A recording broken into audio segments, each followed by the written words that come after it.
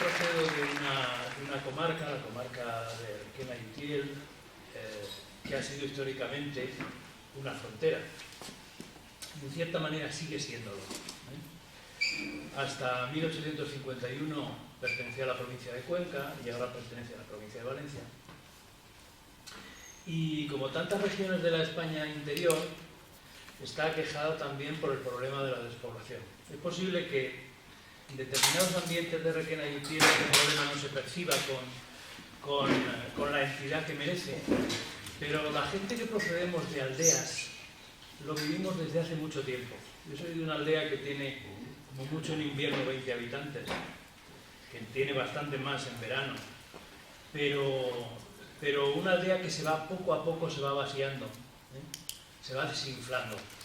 Y durante mucho tiempo, no sé si este ha sido el caso de ustedes, probablemente no, pero el caso de Requena sí. La ciudad de Requena ha vivido de exprimir también a sus aldeas.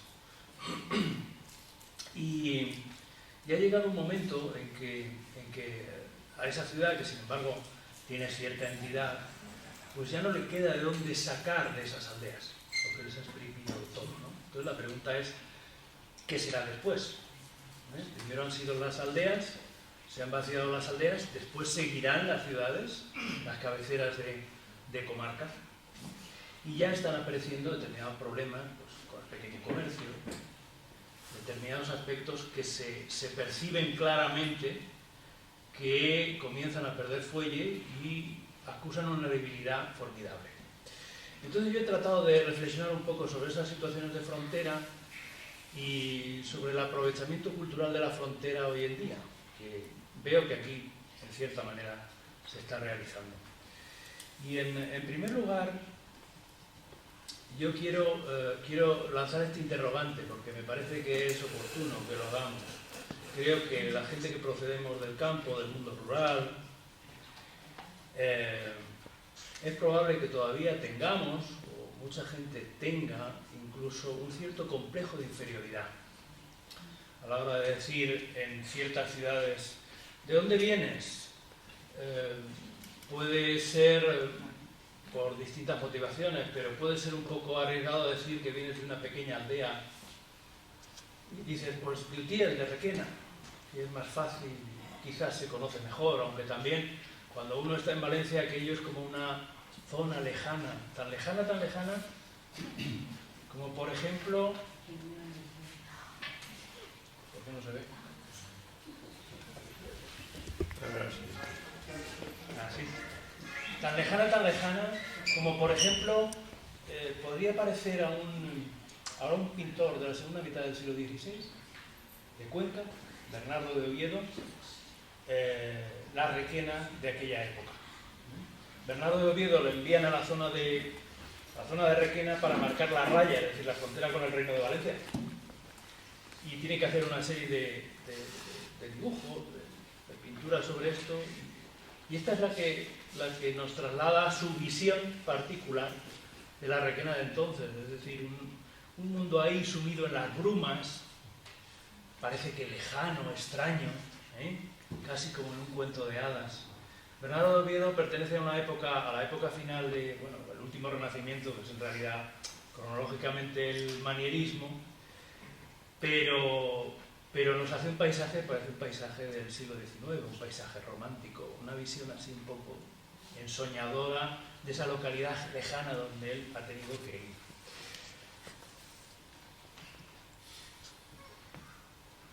Dicen los mapas la verdad sobre las fronteras. Nosotros estamos aquí en Huélamo, estamos en una localidad de frontera, como Mariano ha expresado con toda claridad ahora cuando ha hablado del paso de los ganados, cuando en cierta manera el arqueólogo que le ha precedido ha hecho estas reflexiones sobre determinados yacimientos y determinados restos arqueológicos que hay en la zona y que pueden provenir de otros sitios. Es decir, estamos en un lugar de tránsito.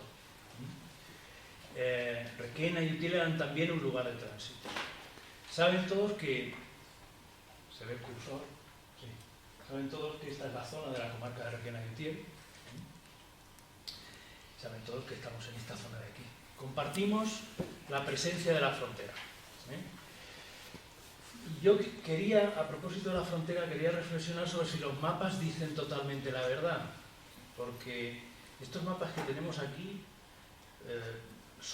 están seleccionados a propósito, evidentemente, son absolutamente falsos bajo el punto de vista de la frontera. Estas líneas de demarcación de los reinos que corresponden a la época de los reyes católicos, supongo que habrán visto este mapa quizás en más ocasiones, en libros de texto, por ejemplo, es una línea ficticia. Es una línea ficticia que corresponde a las demarcaciones de términos municipales del tiempo, de señoríos de aquel momento, pero que en realidad no expresa más que una pertenencia política.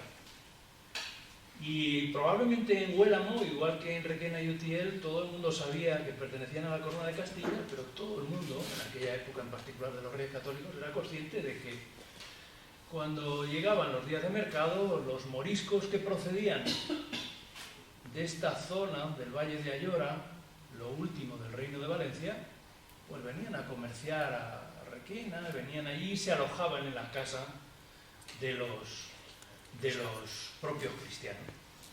Y era algo común y practicado con frecuencia. Obvio decir qué tipo de resultados debía llevar aquello. Debía llevar un mestizaje tremendo, no solo del conocimiento personal, sino de un mestizaje ya del nacimiento de niños a propósito de aquellos acontecimientos, ¿no?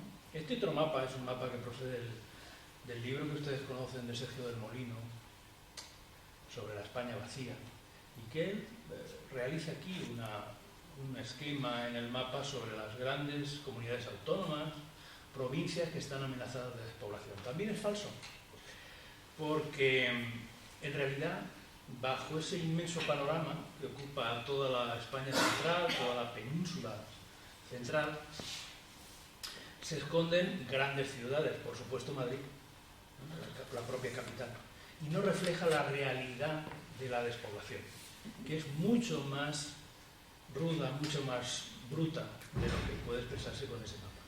Y finalmente que lo he traído a colación de algún acontecimiento que a uno de mis hijos le sucedió, banal, por cierto, le sucedió hace poco tiempo. Iba a ir de Cuenca a Valencia y empeñó una tarde entera, literalmente llegó a eso de las 11:30 de la noche aproximadamente, teniendo que coger un tren sobre las 5 de la tarde. Quiero decir que los mapas, realmente, siendo este un mapa de las líneas ferroviarias, en realidad es un mapa falso que equipara todo y que además hace referencia a un problema candente que une a la provincia de Cuenca con Requena, con Utiel, con la provincia de Valencia y por supuesto con Madrid, que es la línea ferroviaria que tiene. Una línea postergada, condenada desde mi punto de vista a que la cierren cualquier día, porque ese es probablemente el objetivo que hay detrás: retrasos constantes, averías constantes, una mala comunicación por ferrocarril. Así que los mapas son una parte de la verdad, probablemente no sean totalmente mentiras, pero son una parte de la verdad. Y si tenemos que hablar de la frontera y tenemos que, de alguna manera, empezar por cómo se configuró todo esto, pues evidentemente nos tenemos que ir a estos mapas de la Edad Media, nos referimos a aquello que llamamos Reconquista, y al proceso de expansión de la Corona de Castilla y León por todas las áreas de Cuenca, que tienen las fechas concretas. Y lo que podemos observar aquí es, por una parte, esto que tienen aquí, con el señorío de Requena, es un cierto error. Se trata de un concejo de realengo, igual que de Utiel, ya a la altura de esa época, que había pertenecido, sí, efectivamente, durante un tiempo a algunos señores.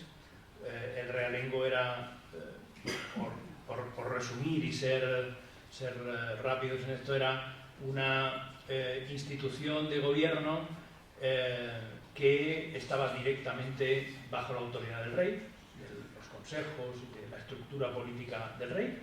No pertenecía a ningún señor, ni eclesiástico, ni civil. Y luego existían otra serie de señoríos, como ven aquí, que sí que esto no. Empezamos. ¿Se ha cambiado? Vale. Otra serie de señoríos, como el Gran Marquesado de Goya, tiene aquí reflejado en esa masa gris, todo lo que es el Marquesado de Villena, que queda al sur, y Cuenca, el realengo de Cuenca, de la ciudad de Cuenca, que ha visto como también se han ido desgajando a lo largo del tiempo determinados lugares de su jurisdicción. Entre ellos el propio Huélamo, que queda allá arriba, ¿vale? Este es un proceso que, sin ninguna duda, tuvo que tener influencia sobre las generaciones venideras de la provincia y de esta zona, porque la ciudad de Cuenca empeñó recursos económicos y muchos pleitos para intentar que no se le escaparan territorios a manos de las órdenes militares o de señores que querían adueñarse de esas tierras, ¿no? Ayer he puesto simplemente la entradilla de un documento que hace mención a Huélamo como a otras localidades al respecto de esto, ¿vale? Esto nos permite un poco situarnos en lo que era aquel momento y entender algunas cosas de lo que ahora vamos a ver, que son estos fronterizos. ¿Quiénes son los fronterizos y qué podemos sacar de estas figuras? Ya tenemos una figura aquí que veo que han de alguna manera utilizado bien y están remarcando su importancia, que es la de Julián Romero, y ahora después lo destacaré. ¿Quiénes son los fronterizos? Pues los fronterizos son toda esta gente que iba de un lado para otro. Por ejemplo, a Mariano, que he puesto ahí una fotografía suya en la presentación de Tiempo de Transhumancia, un libro muy importante, porque no solo se trata en ese libro del funcionamiento de la Mesta, del pago de determinados impuestos, determinadas tasas, sino de la vida cotidiana de la gente que iba junto a los ganados, que eso era bastante importante, y él lo analiza muy bien.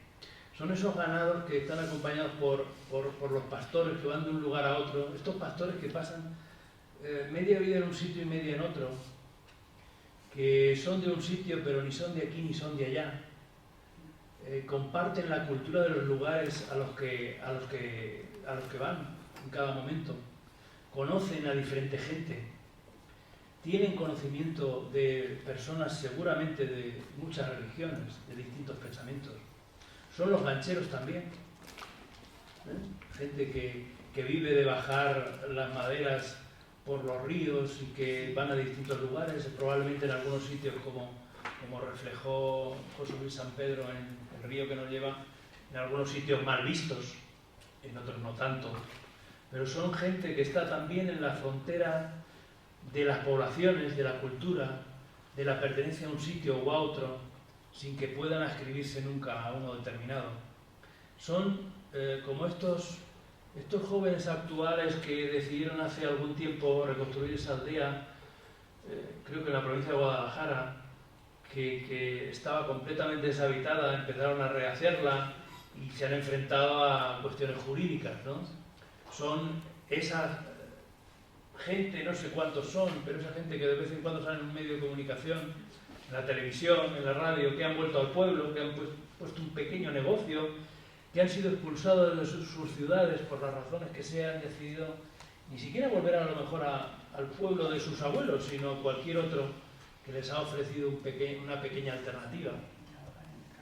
Naturalmente, yo aquí he puesto un caso excepcional, que es este hombre este es un cuadro que tiene a la izquierda de Rembrandt, que pinta Samuel Palache, un hombre entre mundos, como se ha dicho en las investigaciones actuales, ¿no? Que tan pronto fue musulmán, como luego se hizo cristiano, conoció a las comunidades judías en Ámsterdam, etc.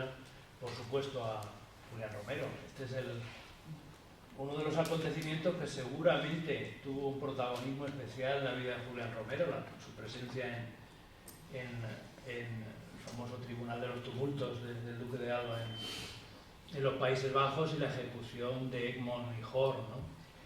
Así que somos áreas de frontera y estamos ante gente que ha protagonizado nuestra historia desde el punto de vista de la frontera. Y luego estamos ante gente más o menos insignificante que no ha destacado nada, como Julián Romero, pero que también tiene un cierto protagonismo, para bien o para mal, como es el licenciado Matías Merchante, clérigo de Huélamo, que es encausado por la Inquisición por cometer con sus feligresas el delito de solicitación, ¿no? O como esos conversos, tanto moriscos como judaizantes, que pululaban por la zona. En el caso de Requena, hasta prácticamente la expulsión pacífica o violentamente, esto era una realidad. Os he puesto antes el ejemplo de las relaciones pacíficas prácticamente de cama que existían entre los conversos del área del Valle de Ayora, los conversos de musulmanes, los moriscos del Valle de Ayora y los cristianos de Requena, ¿no? Pero los propios negocios que los conversos ostentaban en la ciudad de Cuenca y sus ganados, sus inversiones ganaderas en la zona de la serranía, pues eran una realidad palpable, ¿no? Nos dejamos a un bandolero y no les voy a leer el texto de Don Quijote, pueden ir al capítulo 60 y verán el viaje de Quijote a Barcelona con Sancho y verán esa imagen del bandolero como algo especial y significativo, ¿no? Y luego fronterizos que tenemos ahora y que están funcionando o que han funcionado como ejes de conexión, ¿eh? Por ejemplo, Utiel, ya que hay gente aquí de Utiel, lo que yo considero también mi patria chica, por distintas razones. Por ejemplo, Utiel, donde pertenece ese plano que tienen en la parte inferior y que ha desempeñado un papel de interconexión decisivo hasta la actualidad entre esta zona la zona de la Serranía Baja de Cuenca y lo que era Valencia, la provincia de Valencia, al que pertenecía al propio Utiel. O la Virgen de Tejeda, por ejemplo, que históricamente ha traído una masa ingente de fieles y turistas de todos los lugares, ¿no? Y este año pasado fue el centenario, en septiembre, y fue espectacular.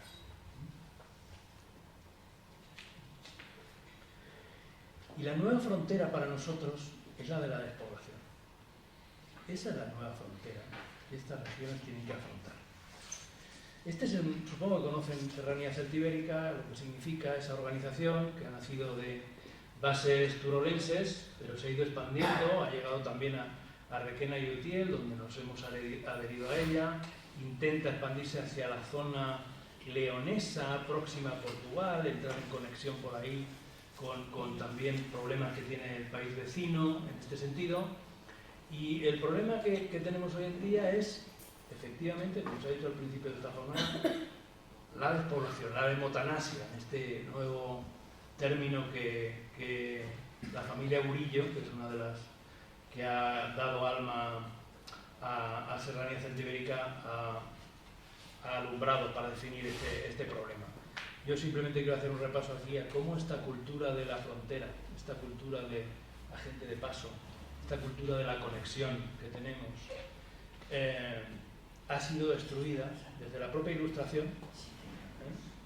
He significado aquí la Ilustración con Carlos III, pero bueno, la Ilustración, con su mentalidad de progreso, de modernidad, tendríamos que entrar ahí a fondo, hasta las desamortizaciones del siglo XIX, esas ventas de terrenos públicos, municipales y también de la Iglesia y de los órdenes militares a gente privada, gente particular, y por supuesto el plan de estabilización del 59, que es el que destruye todo este mundo rural.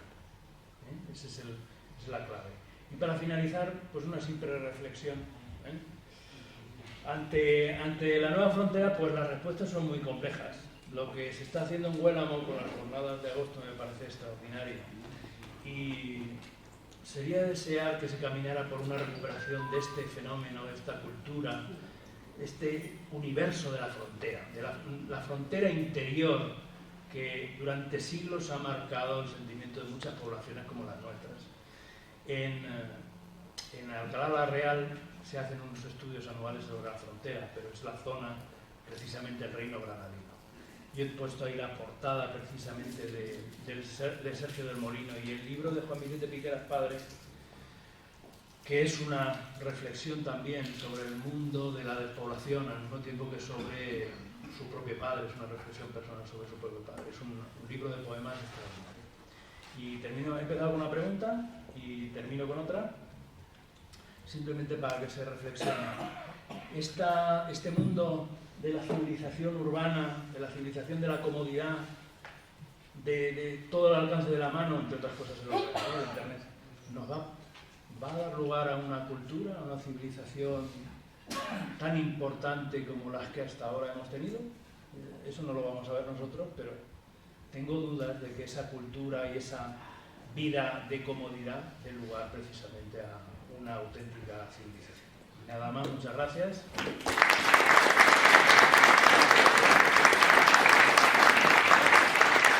Muchísimas gracias, Juan Carlos. Yo creo que nos hace reflexionar.